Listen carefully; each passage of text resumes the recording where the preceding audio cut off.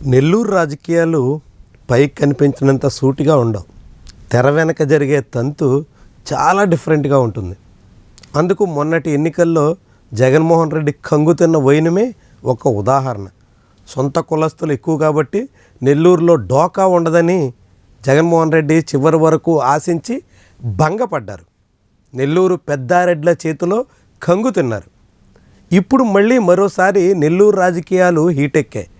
Kovur assembly నియోజకవర్గ పరిణామాల సాక్షిగా వేమిరెడ్డి ప్రశాంత్ రెడ్డి వర్సెస్ నల్లపరెడ్డి ప్రసన్న కుమార్ రెడ్డి అన్నట్టుగా వ్యవహారం నడుస్తుంది. కానీ అది పైకే, అంతర్గతంగా అసలు కథ వేరు అనే చర్చ సాగుతుంది.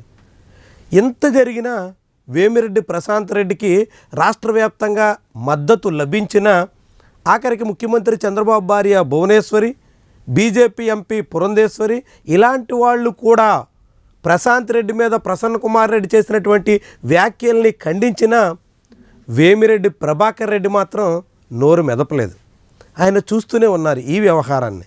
ఆయన ఎక్కడ ధీటుగా ఘాటుగా స్పందించేదానికి సిద్ధపడలేదు. స్వతహాగా తన భార్య మీద అలాంటి వెగటు పుట్టించే వ్యాఖ్యలు వచ్చిన తర్వాత ఎవరైనా సీరియస్గా స్పందిస్తారు. కానీ వేమిరెడ్డి ప్రభాకర్ రెడ్డి మాత్రం ఇంకా చాలా ఆచితూచి అడుగులేసే దిశలో ఉన్నట్టు స్పష్టమవుతుంది. ప్రశాంత్ రెడ్డి మాత్రం 2 రోజులుగా పదే మీడియా ముందుకు వచ్చి అన్ని ఛానళ్ళకి ఇంటర్వ్యూలు ఇస్తూ అటు ప్రసన్న మీద చాలా తీవ్ర స్థాయిలో వాగ్బాణాలు ఎక్కుపెడుతున్నారు. అయినా ప్రభాకర్ రెడ్డి మాత్రం ఇంకా పూర్తిగా పెదవి విప్పడానికి సన్నద్ధం కాలేదు. ఏంటి దీనికి సంకేతం?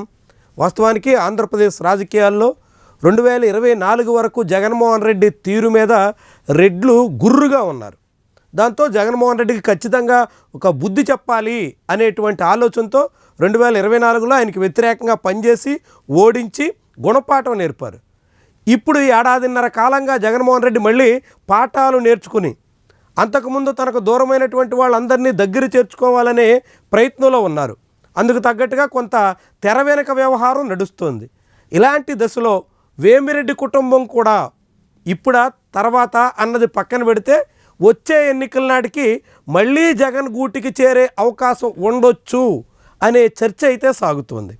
తెలుగుదేశం పార్టీలో ఎంత ప్రాధాన్యత ఇస్తున్నప్పటికీ నెల్లూరు జిల్లా వరకు నారాయణ మాటే పైచేయిగా ఉంది. ఆ జిల్లాలో నారాయణ మంత్రిగా ఉన్నారు. అదే సమయంలో చంద్రబాబుతో అత్యంత సన్నిహితంగా ఉంటారు. నారా లోకేష్ చంద్రబాబు దగ్గర నారాయణ మాటే ఫైనల్ అన్నట్టు. అలాంటి దశలో నారాయణ తీరుతో తీవ్రంగా వ్యతిరేకిస్తున్నటువంటి పెద్దారెడ్లంతా వచ్చే ఎన్నికల నాటికి మళ్ళీ పాత గూటి వైపు చూడాల్సి వస్తుందా అనే చర్చ ఉంది.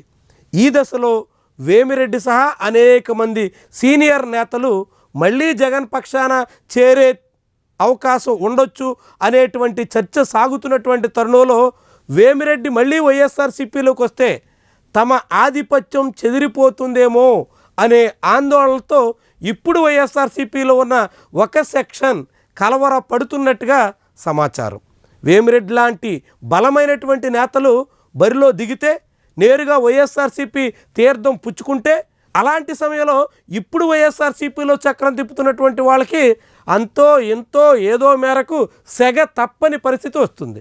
దాంతో అలాంటి ప్రమాదాన్ని గ్రహించినటువంటి నేతలు ముందస్తు చర్యల్లో భాగంగా వేమిరెడ్డి కుటుంబానికి చెక్ పెట్టాలనేటువంటి ఆలోచనతోనే ఈ వివాదాన్ని రాజేశారా అనే అనుమానం కూడా చాలామంది వ్యక్తం చేస్తున్నారు.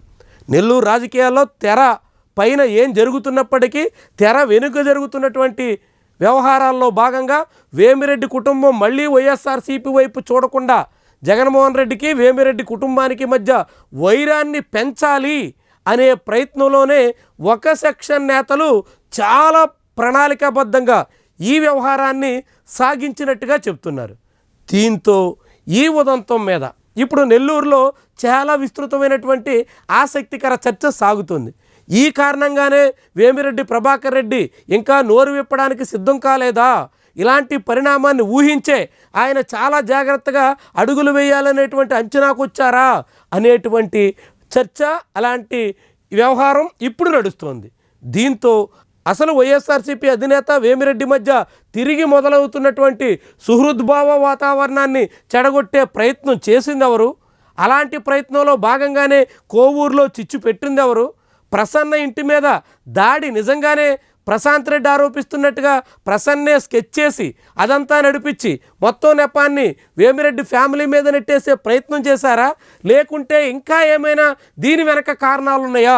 ఇవన్నీ తెలియాల్సి ఉంది. ఏమైనప్పటికీ ఈ ఉదంతం వెనక తాజాగా నెల్లూరులో హఠాత్తుగా రాజుకున్నటువంటి రాజకీయ వేడి వెనక అసలు కారణాలు వేరనేటువంటి చర్చ చాలా ఉధృతంగా నడుస్తుంది. అందులో మాజీ మంత్రి అనిల్ కుమార్ యాదవ్ పేరు కూడా చాలా బలంగా వినిపిస్తుంది. ఎందుకంటే అనిల్ కుమార్కి వేమిరెడ్డికి అస్సలు పొసిగే అవకాశం లేదు. వాళ్ళిద్దరి మధ్య వైరుధ్యం కారణంగానే 2024 ఎన్నికల ముంగిట జగన్ అనిల్ పక్షాన నిలబడడంతో వేమిరెడ్డి టీడీపీ తీర్థం పుచ్చుకోవాల్సి వచ్చింది. ఇలాంటి పరిస్థితుల్లో రాబోయే రోజుల్లో నెల్లూరు రాజకీయాల్లో ఎలాంటి పరిణామాలైనా జరిగే అవకాశం ఉంటుంది. అందుకు ప్రస్తుతం జరుగుతున్నటువంటి పరిణామాలు ఒక సాక్ష్యంగా మనం చూడొచ్చు అనేటువంటి అభిప్రాయాన్ని చాలామంది వ్యక్తం చేస్తున్నారు. ఏం జరిగినా నెల్లూరు రాజకీయాలు మాత్రం ఆసక్తిగా మారే అవకాశం అయితే సుస్పష్టం.